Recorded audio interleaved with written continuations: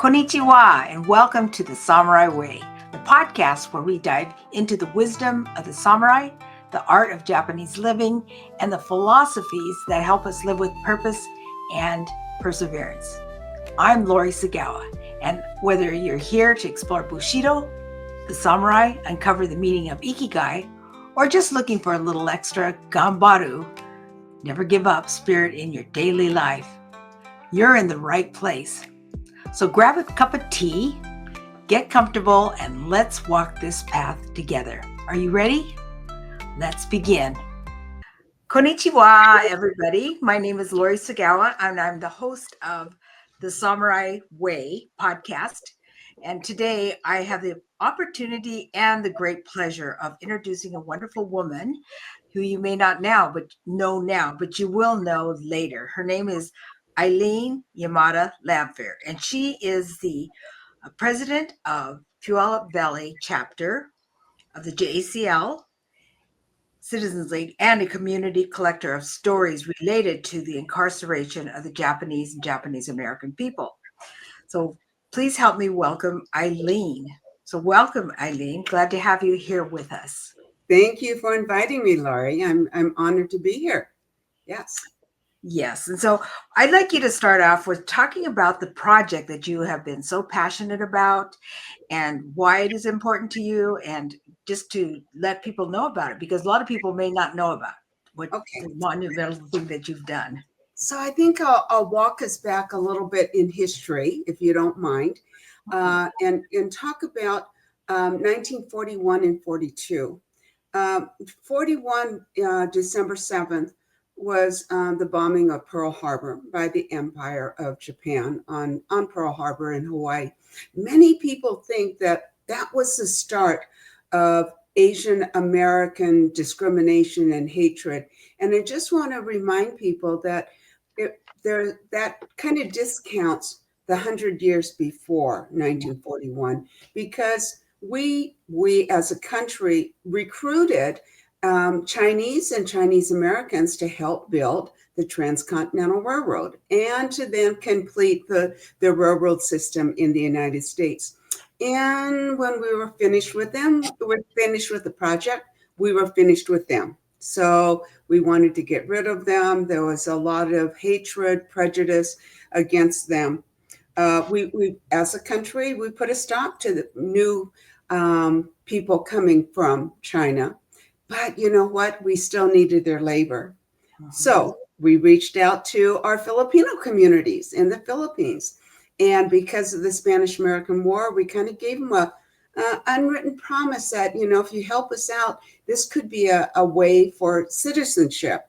Yeah, well, that didn't quite come out. And we also were discriminating against them because they started working in our canneries and in our logging. And the thought was they're taking away American jobs. So they became kind of outsiders and outcasts. So when Pearl Harbor happened, then it was now the tables were turned on the Japanese and people of Japanese descent. President Roosevelt then kind of was convinced that you couldn't tell whether Japanese Americans or Japanese that were living in America were loyal to America. So he decided to sign Executive Order 9066. That gave the military the authority to create any kind of exclusion zone that they deemed, and then exclude anybody from those areas. So that's what happened in 42 with the result of executive order. So people of Japanese descent, as little as 1/16 ancestry, were removed from Alaska, the west coast of Washington, Oregon, California, Arizona. But throughout the nation, there were Japanese and Japanese Americans that were stopped by police, by federal agents, just to question them. So through the work of Reverend Duncan Williams, he has collected over 125 names of people who during the course of, as a result of Executive Order 9066, were detained, whether it was for 2 hours, 2 days, 2 months, or in the case of my family, 3.5 years. Mhm. So we're talking a sizable number of people. So what happened fast forward a little bit, in 2017, Puyallup Valley JACL, which is abbreviation, as Lori said, Japanese American Citizens League, we wanted to acknowledge what happened in 1942. And we went to the Washington State Fairgrounds. Back in 42, it was the Puyallup Fairgrounds, and said this was the site of the largest concentration camp in Washington State. Many people did not know that. And because the personal history that the then CEO had, he said, yes, let's do that. So we had a 75th recognition. When we started out on that journey, we thought maybe 250, 300 people. He convinced us that, when you count in family and friends, let's shoot for 500. And we're going, okay, we're going to be doing this program with empty seats. In the end, we had 1,500 people who came that day. And I was there. You were there. And the fairgrounds, as we were rolling this thing out, they gave free passes, parking passes, as well as admission to survivors and their family to attend the 75th. While we were there, it was kind of bittersweet, kind of heartbreaking. So many of there were a couple of Iseis, but most of them were Nisei, meaning second generation, that said this was the first time, 2017, that they had been back to the Puyallup Fairgrounds since 1942. And one of the things that we did is we had some vertical banners, and we printed as many of the names of people that we could find. We used the National Archives, final accountability rosters. We went through newsletters to see who, in fact, had been imprisoned on the fairgrounds. And we had these banners. There were 7 of them, and they were lined up A through Z. And people, especially the Niseis, they would kind of just look them over. And then they would kind of walk a little bit further. Then they kind of head towards the banner that had their name, because they knew it was A through Z, got a little bit closer, and then they would kind of wave over a family or a friend, and then walk them over and touch and run their finger over their name, as if to say, see, I was here. This wasn't a nightmare. This is my name. And I overheard several families that said, Grandma, is that why we never came to the Puyallup Fairgrounds? And I kind of get into the conversation, and they said, yeah, one family said, we took grandma to all the fairs, the Evergreen State Fair and all these, and she would not come to Puyallup. She would say, oh, there's too many people, or the timing isn't right. And so that afternoon, they found out the reason why grandma did not want to come back. And I heard that, was that the only year when they were temporarily imprisoned, that they were, that was the only year that the Puyallup Fairground has ever closed? Well, actually, it closed because it was going to be a detention center. And then it was supposed to, so that was from April through September of 1942. So that year, 42, the fair was going to be closed. And so the fair was actually expecting to open it up in 43, right? But after the military had built all these barracks, I mean, it held over 7,300 people, they decided to make it an extension of Fort Lewis, and it became a training facility. So it became part of Fort Lewis until the end of the war. So the fair was closed for more than just the 1 year. It was closed Oh, for okay. 1 year. That's interesting. Yeah. The Yes. other thing I'd never heard is a number as high as 125,000. I've only heard 120,000, Yeah. but it not only affected you, your niece Sanse like I am, it affected me. My mother was east, a little bit east from the Dells, and so she was in a different place and ended up at Tule Lake, which was Uh-huh. not a good place. And then my father was in Portland, so he was in the Portland Assembly Center and then went to Minidoka. But I've been to those pilgrimages, and they're really. I convinced my mom and dad to go. I just begged them. I said, "You need to go," and I'm really glad I did, because a couple of years later, my mother passed away, and kind of brought closure. And one thing I just want to share, because I think of my dad. When he gets there over to Minidoka, he looks around and he goes, "Wow, this looks like the Hilton compared to what I remember." He said, "I don't remember paint. I just remember tar paper."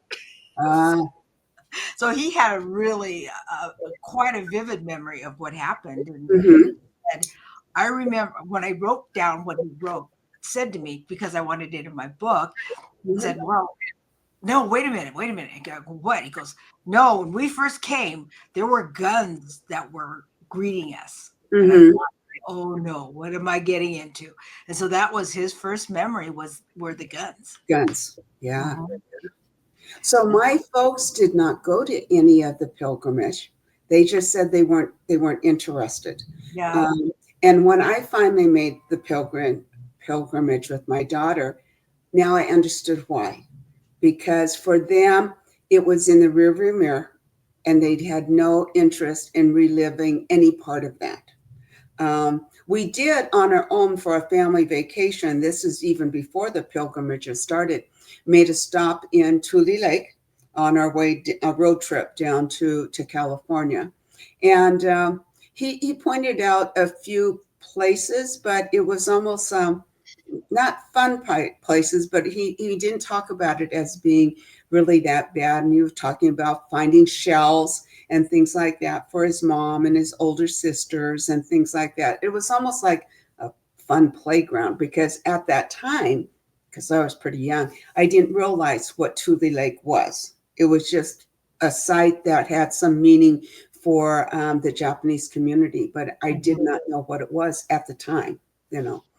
And Now, now Tule Lake doesn't have much as far as buildings or exterior, but there is that prison within the prison, which yes, was yeah, built by Jimmy Yamaichi. And yes. he was actually telling us about it. My cousin and I went down, and Mhm. it's a really good, they have a really good program. But as far as the buildings and what's there Yeah. at Minidoka, there isn't much.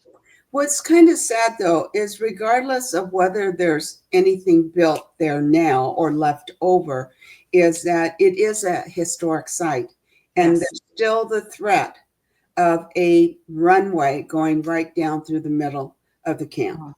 Mhm.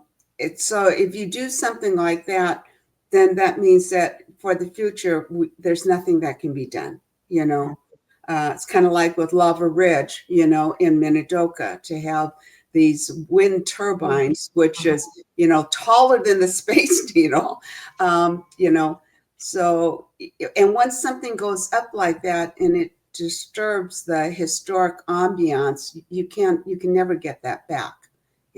So, yeah. Mhm. So I'd like to hear about the project, which is So really the interesting too, and how you got involved with it, and how the Puyallup Valley JCL, the well, Remembrance Gallery, came to sure. be. So I was telling you about the names, and that was one thing that caught the eye of the CEO and other fair officials, was how meaningful just these temporary vertical banners were. And after that fair season, they approached us and said, there's got to be a way that the names are on the fairgrounds permanently. Mhm. Don't know what that's going to mean, but let's seriously consider that. So we were over by the Harmony sculpture, the sculpture that was built by George Sudakawa. We had a wonderful landscape architect, and he drew up some plans. The fair said it was in the way of the people mover. If you've ever been there, there's a fountain, And the idea was, wow, maybe we can make a water feature that has somehow or the other the names. Our architect drew up some plans again. Actually, it was pretty cool. But they said, it would take up too much space for the people mover. They even suggested outside the beer garden between the blue gate and the gold gate. Actually, it's not bad because there is some net, there's a wall and there's some trees. And the architect designed something that had a water feature that imitated the river, the Puyallup River, and then having all the names put on panels. Someone along the fair said no because the vendor that was in front that we would be replacing, they generate too much money. Everything's about money sometimes. The last place was, they were saying, well, how about right outside the gates of Sillyville? Just the idea of some kind of a memorial remembrance to 42 in front of Sillyville. That was one good thing that happened from the pandemic because everything got shut down. The fair continued with their building of a new museum. And at the end of their construction, they realized there was a piece of property that they could not use, that there's a walkway between the two spaces and they could not get a tie-in. So in the spring of 2022, they came to Puyallup Valley and said, inside our museum, we talk a little bit about what happened in 42, but we can't tell the whole story. So if we were to give you this piece of property, this location, would Puyallup Valley tell the story? Well, of course. If we don't do it, if Puyallup Valley JACL, then what other group might do it? And would it be authentic? Would it be respectful? And so we said yes. And then of course everything is timing. And we said, okay, so what are you thinking? Well, let's see, this is spring of 22. Do you think you could have something up by September of 23? Well, kind of depends on what we're going to do. But anyway, it took us 2 years, a little over 2 years, and $2 million. And we have now built the Remembrance Gallery. It's 80 feet long. It's about 10 to 12 feet deep. So it's a long, kind of shallow or narrow area. But using technology, we are able to put the Puyallup Assembly Center in the context of the entire wartime experience. Use this area or this story of Puyallup to tell the story of what happened in the other detention centers and the other camps, because by and large, they were all built to military standards. So unless you could see, a landmark like at Tule Lake, if you could see Castle Rock, or if you're in Hart Mountain, you can see Hart Mountain, or if you're in Arkansas, you can see the swamplands. Just by looking at the barrack or looking at a mess hall or looking at an apartment, you don't know where you're at because they all look the same. No one camp was any better or any worse than the other. It was all communal living, and it was all a prison. So, you can't say, well, I was lucky I lived here. There's no such thing as luck. You were still in a prison, right? So the main feature for us, again, was the names, because that's what meant the most to us. So out of the 80 feet, 40 of it has the list of over 7,500 names. We had a great researcher who made sure that the names are as inclusive as could be, spelt the same. Plus, we just flooded the community. Hey, if you know of anybody who may have been at the Puyallup Assembly Center, then please check our website. Here are the names we have. If you think somebody is missing or their name is misspelled, let us know. Let me back up a little bit. The official name of the incarceration site is the Puyallup Assembly Center. Now, but back in 42, when people were coming through the gates, One group was from Seattle, and the people were not allowed to bring cameras or those kinds of things. But the Seattle Post-Intelligencer editor sent one of his reporters to and said, hey, go down there, take some pictures, make some comments about the group of Seattle people that were getting on the buses, and they're going to walk through the main gates. So he did that. And he sent back to his reporter, some verbiage and a couple of things. As he talked about the people as they got off the buses, they were organized, they were courteous. Some of them were smiling. They seemed to be a harmonious group of people going into this concentration camp. So he sent that. Well, when I say sent, he probably had to walk it back because there was, no, maybe telephone.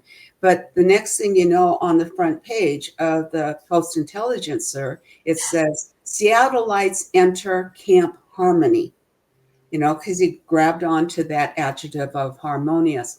Now, the government and the military had no objection of course not. calling it Camp Harmony. I mean, number one, who would not want to go to camp, especially on the military or government's dime, and a place that's called Harmony? I mean, that's singing by the campfire and s'mores and, all those arts and craftsy kinds of things.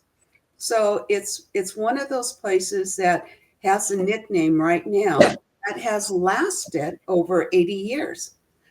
There's a couple of Nisei who that's where they think they were in 42, because that's what they heard. They called it. And what I'd like to ask you to talk a little bit before we do the film is about how the Japanese survived those years. Yeah. And well, yeah, you asked me, what are some instances of gaman or, the Bushido code? And I had to think about that because, it was gaman that got them through, not just that, but just the Japanese values, belief, their customs, their cultures. Nobody really yelled and screamed, when they saw the notice on the wall, because part of their belief is you always defer, or you never yell against your elders or the government or the school. They're kind of put on a pedestal that they know better. They know more than you do, and so you have to respect their position in society, right? And then there's also that no matter how hard something is, you don't monku monku, which means you don't complain. You do your best. Now, are you always successful? No, but you did your best, even if it wasn't something that you wanted to do. So that's a little bit of gambate, right? Always do your best. And there's other things that, we can learn from the samurai when they talk about honor. You going through the gates, of course you're going to smile, because it's the honorable way. You do not scowl. You do not get mad. There's a way of presenting yourself as a proper person, a proper resident of the community. You have to pay respect to your elders and to the military. And a lot of people nowadays are going, well, wait a minute. They were violating your constitutional rights. Yeah, but, still you had that deferment that you had to pay. That just wasn't part of how you were brought up, right? Uh-huh. But one of the things that I know challenged me for a long time was the notion of courage. I was brought up with the 442 during the war, right? And some of them were drafted, some of them volunteered, and they were always touted as being so courageous, right?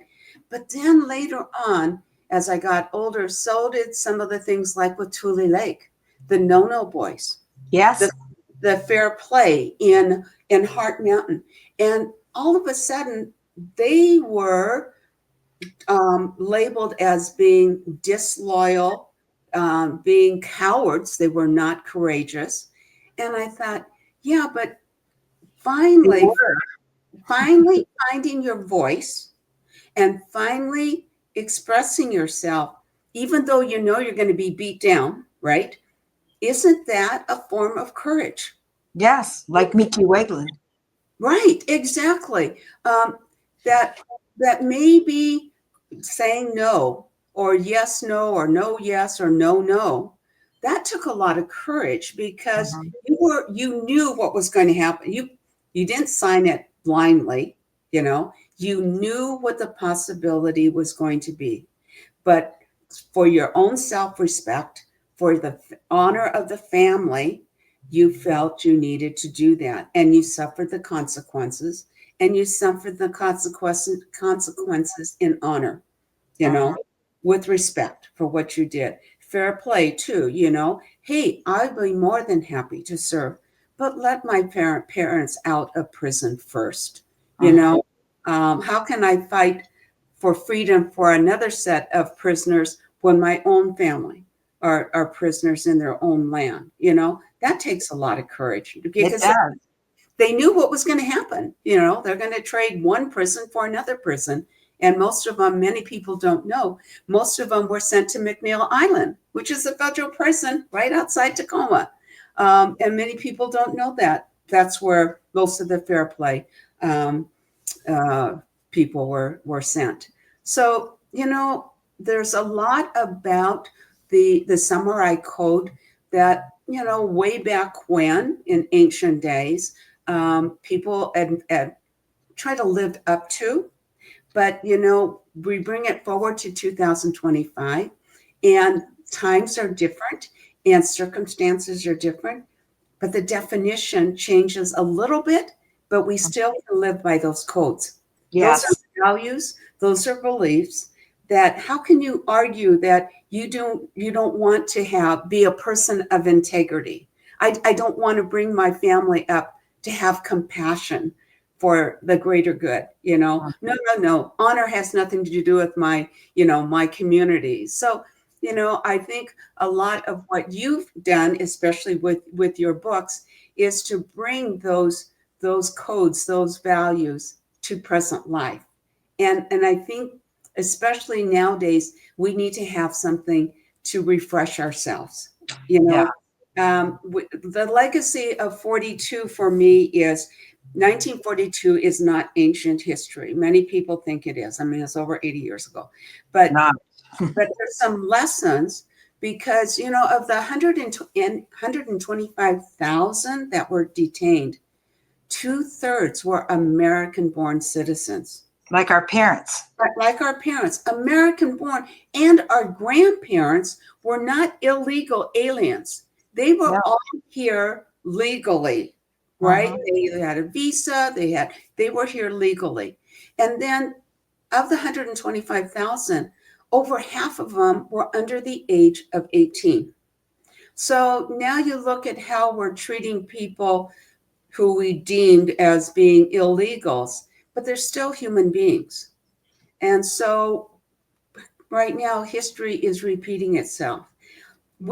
I kind of look at it as just because we did not have groups of people to advocate for us in 1942 doesn't mean that we cannot advocate for those right now who are being discriminated against and being marginalized. We kind of That's why the JACL was formed.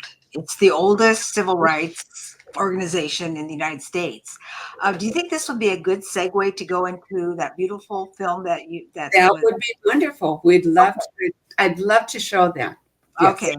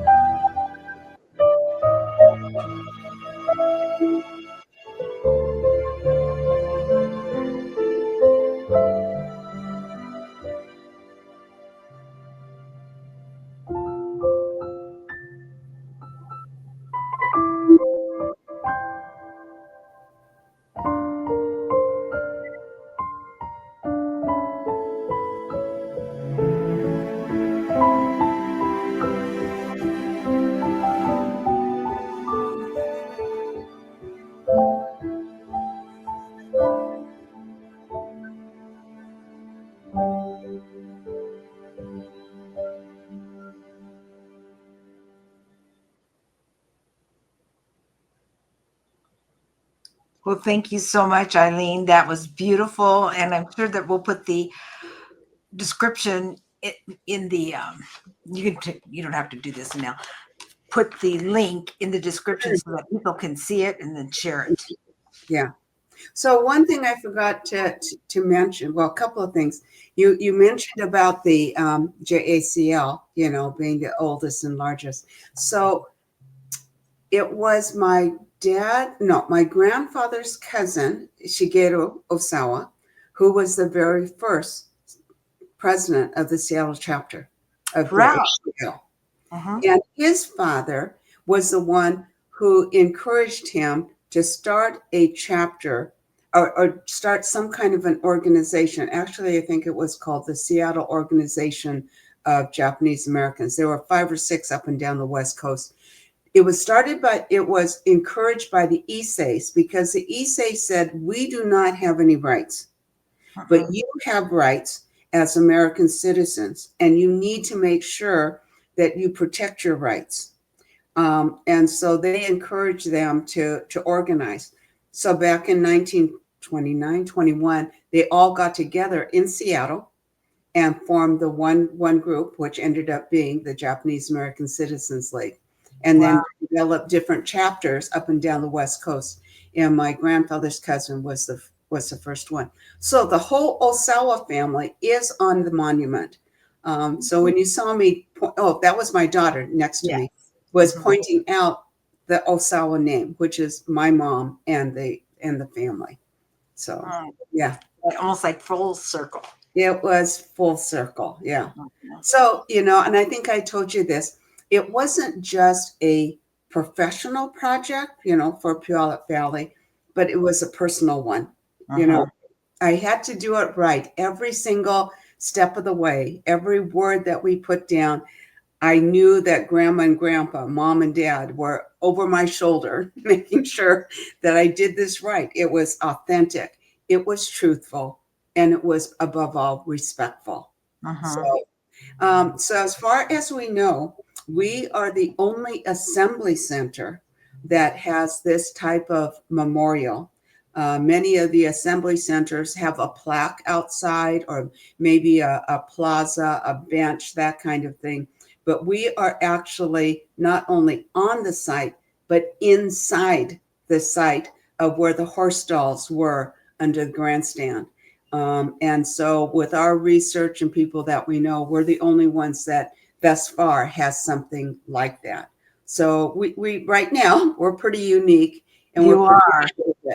And the other thing is about the Bainbridge. They are the two they're just like the first. Yes. Kind of like Seattle. The Seattle's first with Starbucks and Nordstrom's. Yes, we're adding to the first list. Yes. But I don't think many people know that the folks that were on Bainbridge were the very, very first along the West Coast to be excluded from the West Coast. And people think, well, why Bainbridge? Well, first of all, look at how close they were to the naval station. But then the military said, look, they can see Boeing right across the water. So yeah, they were removed. But yeah. So thank you, Lori, for thank you, Eileen. If you have any word for the audience and how to get, we're going to put all your contact information about the JACL. But if there's something you would like the audience to remember about, this, I don't know if this was a dream of yours or what, but you certainly fulfilled it. And being from an educational background, you did everything right.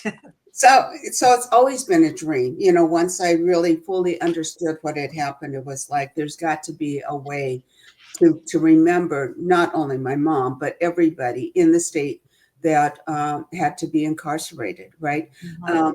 One thing that people they think that it was just West Coast, but here in Washington, once they found out what a large community of Japanese in Yakima and Wapato, then they redrew the line and included Yakima and Wapato. The idea was they were going to bring them to Puyallup, but it was already full. So they started to build another assembly center in Toppenish. It did not get finished because Portland was able to expand the stockyard and build additional barracks, which is why Yakima and Wapato ended up in Portland. So it wasn't just West Coast or west side of Cascade. It touched central Washington too. Moses Lake, Brewster.